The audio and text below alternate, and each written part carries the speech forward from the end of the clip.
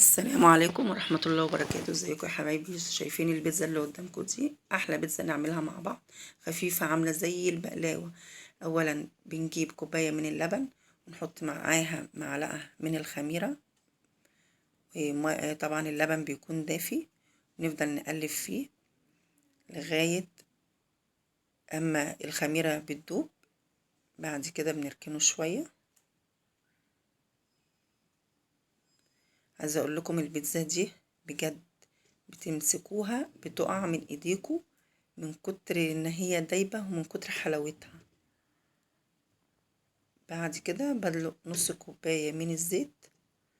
طبعا مقادير الدقيق انا مش هقول لكم على مقدار معين لان الدقيق بيختلف من نوع للتاني.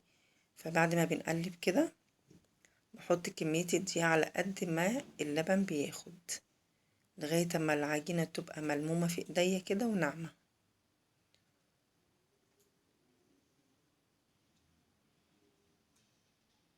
ونفضل نقلب كده مع بعض لغاية اما تتلم العجينة.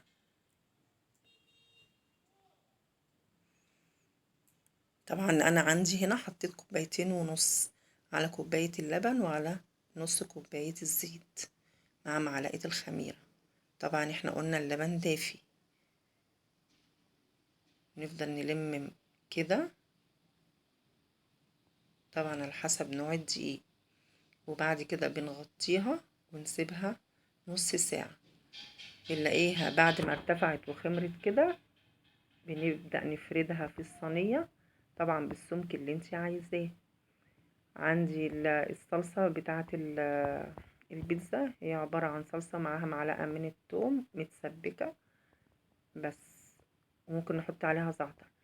بالنسبة بقى للحشوات، أنا عندي سجق بشوحه، وعندي فراخ بانيه قطعتها،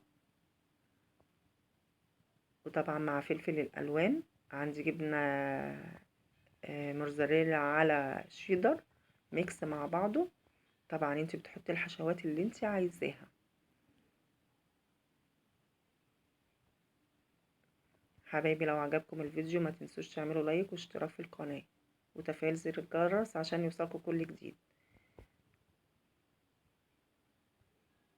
وبعد كده حطيناها ورشينا عليها الجبنة من فوق، وبألف هنا، والسلام عليكم ورحمة الله وبركاته.